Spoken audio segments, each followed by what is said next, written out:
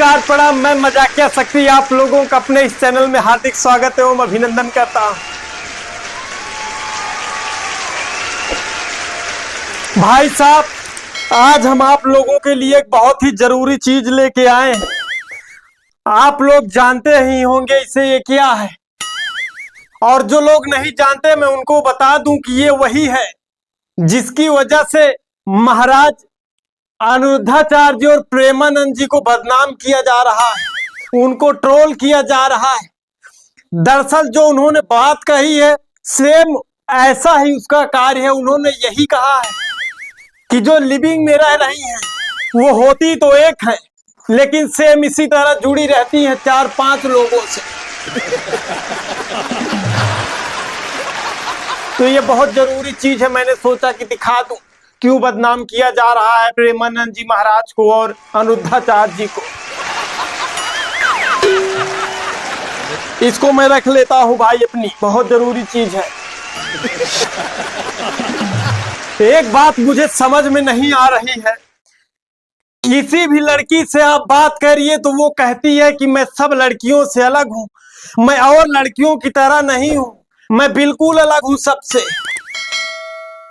तो भाई साहब, जब प्रेमानंद जी ने कहा कि कुछ लड़कियों को छोड़ करके बाकी लड़कियां जो लिविंग में रह रही हैं वो पथभ्रष्ट हैं, तो फिर अपने आप को ये कुछ में क्यों नहीं रख रही है?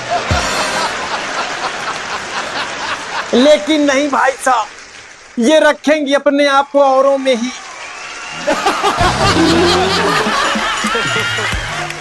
और सबसे ज्यादा ये चीज जो बुरी लगी है रील बनाने वाली लड़कियों की, मतलब क्या ही बताऊं आप लोगों को। इंस्टाग्राम खोल लीजिए, पूरी तरीके से भ्रष्ट कर दी है छोटे छोटे कपड़े पहन के। हालांकि मैं सभी लड़कियों की बात नहीं कर रहा हूं, कुछ लड़कियां इस तरह से बाबा जी के सपोर्ट में हैं, वो तो कहती हैं कि बाबा जी ने ठीक कहा है, बस उनके कहने का तरीका गलत था। लेकिन मैं कहता हूं कि बाबा जी आपने बिल्कुल ठीक कहा है, आपका तरीका भी बिल्कुल सही था, क्योंकि अगर आप इस तरीके से न कहते तो आज जो इस पे बात हो रही है होती ही ना। तो बाबा जी ने ठीक कहा भी है और उनका तरीका भी ठीक है। अच्छा, कुछ लड़कियां तो इस तरह विरोध कर रही हैं, कह रही हैं कि गाड़ी खरीदते हैं उससे पहले भी टेस्ट ड्राइविंग करते हैं, मतलब उनको टेस्ट ड्राइविंग चाहिए। अब उनको कौन बताए कि हम लोग जो टेस्ट ड्राइविंग करते हैं जिस गाड़ी से, उस गाड़ी को कभी नहीं खरीदते हैं, खरीदते हमेशा नई गाड़ी ही है।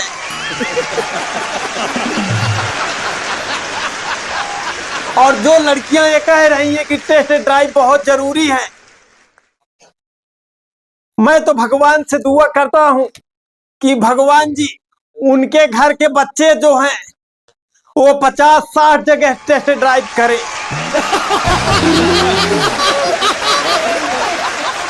क्योंकि उनको कोई दिक्कत नहीं है, मतलब कर्म करेंगी सूट नखा वाली, और इज्जत चाहिए इनको सीता माता जैसी। और आप लोग जो हंस रहे हो ना भाई साहब, आप लोगों को भी मैं सचेत कर देना चाहता हूं कि गर्लफ्रेंड वर्लफ्रेंड के चक्कर में मत पड़िएगा, क्योंकि ऐसा कुछ होता नहीं है।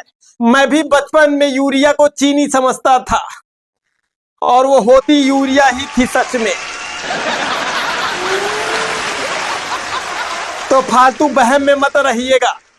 हालांकि मैं सब लड़कियों को गलत नहीं कह रहा हूं कि सारी लड़कियां गलत हैं, क्योंकि जब हमारे महान संत ने नहीं कहा कि सब गलत है तो मैं कैसे कह सकता हूं।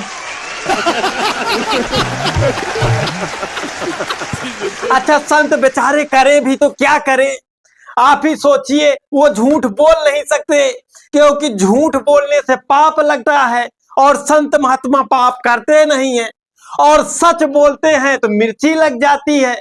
अब किसी के मिर्ची लगने के डर से बाबा जी झूठ तो बोलेंगे नहीं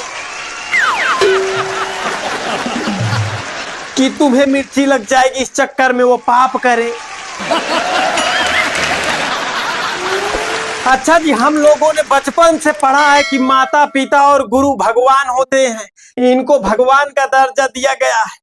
लेकिन जमाना इतना बदल गया है कि क्या बताऊं, गुरुओं का विरोध हो रहा है खुल के, और माता पिता का तो इस तरह विरोध हो रहा है, क्या बताऊं भाई साहब।